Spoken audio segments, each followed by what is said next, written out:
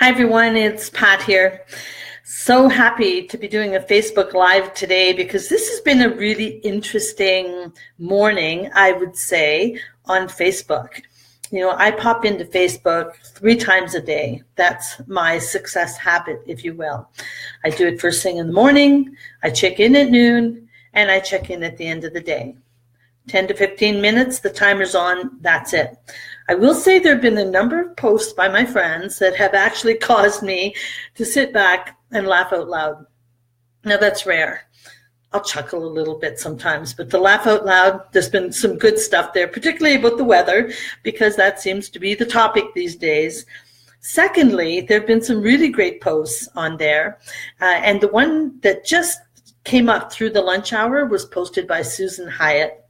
I shared it on my page, and that post really caught my attention, caused me to stand up and go, bravo, Susan, brilliant post, great content, very timely. And so I ditched the content that I intentionally or had originally wanted to share with you today, and I want to piggyback on what Susan Hyatt wrote. So go to my Facebook page, scroll down, and excuse me, look at the post that I just shared. And really it boils down to one word, commitment. And it's been a pet peeve of mine for a while now. And she just kind of brought it all to the surface when she talked about the whole concept of commitment and Beyonce. So it was a great read. I want to talk to you about commitment and simplifying. That's the direction I'm going with this Facebook Live. So I love the whole aspect of simplifying your life. And it really does tie to the practice of commitment, to the action of commitment. And here's what I see, and here's what I feel from different people, and it's a high level of frustration, for myself too at times. So here's the thing. Many of us are overcommitted. We have this poor, nasty habit of saying yes to everything. And therefore, it sets us up for failure. It sets us up for overwhelm. It sets us up for fatigue. And to even go deeper with that, what many people are doing is actually self-sabotaging because they are overcommitted. Now, I'm talking about everything from volunteer work through to, and I'm going to talk about my industry, through to the commitment in terms of paid contracts for services. So my rant right now is the fact that people are saying, yes, yes, yes, yes, I'll do this. Yes, I'll go there. Yes, I'll help out here. And then don't show up. They either hide behind email and send an email to say, oh, this came up and I can't make it. Many people are just out and out lying, which annoys me to no end. Out and out lying around the fact that, oh, something else came up, so they're not going to show up. Or secondly, what really causes me sadness, if you will, what breaks my heart, is that people are overcommitting with good intentions at the time. But what I find in working with my clients is that actually they don't have a clear plan for their day, for their business, for their life. And therefore, it's easy to fall into that trap of overcommitment. Now, I had the pleasure this morning of working with 2 young people from our church.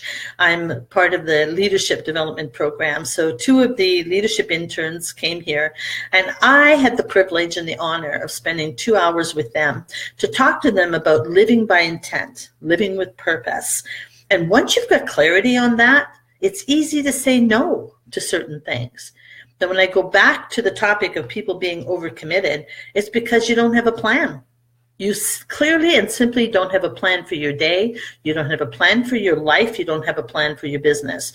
So what can we do about this? And I see it as an epidemic. I see people who are backing out of volunteer committee meetings. They're backing out of coaching contracts. They're backing out of events where you've said you're going to go to an event, a retreat, a concert, like in the blog post there by Susan.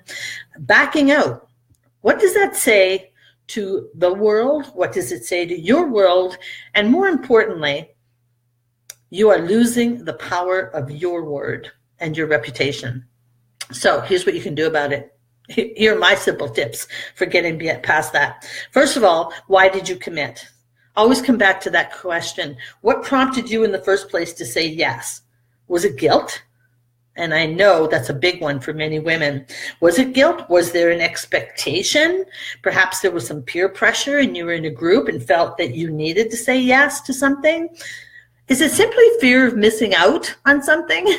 I mean, these can be simple reasons why you keep saying yes, you keep making a commitment, and then reality kicks in. And it's like, oh my gosh, I can't follow through on this. So first part is look at your why. What was the reason for saying yes in the first place? The second part of moving past this epidemic, if you will, is to review your commitments. Stop today and take a look at your calendar. What have you committed to? And why have you committed to it? And break it into two columns. One under the column of I felt I had to, therefore self-imposed pressure and stress. And another column of I want to, I choose to, and I intend to. Break it into those two columns. Now that you've got the two columns clearly identified, then assess as well. Were some of these commitments unpaid commitments like volunteer work? And is it under the have to column? There's a clear message there. And or are these paid commitments, whether it's a concert ticket, again, as explained in the blog post, or is it a paid coaching contract that you made a commitment to?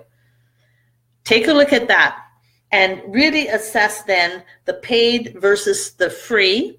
And again, a have to versus a want to, choose to. The next step then in moving forward is to make a decision. Once you've taken a look, you've reviewed, you've assessed whether you really want to. And however, that doesn't apply to contractual commitments. When you said yes and you signed a contract, you're in. You're in. You need to stay in and follow through on your word. And then you need to make a decision so that you can simplify your life. And a lot of those decisions you're going to find are under that one column, which typically are free, like volunteer work, and the feeling of I have to, again, whether that was associated with guilt, with fear of missing out, with expectation, and then make a decision around that. This is your life, people. You're in the driver's seat. It's up to you to take charge and then execute. And don't hide behind email. So if and when you execute and you decide to make some changes on this, and I encourage you to do that, take the weight off your shoulders, breathe again, and live your life on a want to, choose to, love it basis, which I learned how to do under the mentorship of Lou Tice many years ago. Execute. And for me, that means picking up the phone, call people, be a professional.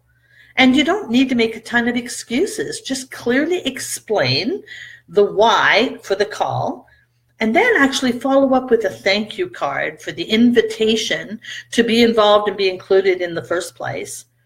But the phone call will be the explanation as to why you can no longer follow through on that commitment. And again, I'm talking about the free services in particular on this one.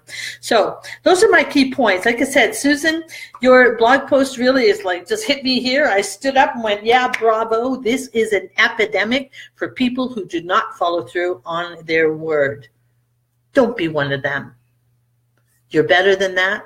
And you deserve to live a better life than that. All right, that's my rant. Those are my tips for success. Execute. And also hit the share button. This is an epidemic, and there are a lot of people who would benefit from hearing this particular Facebook Live.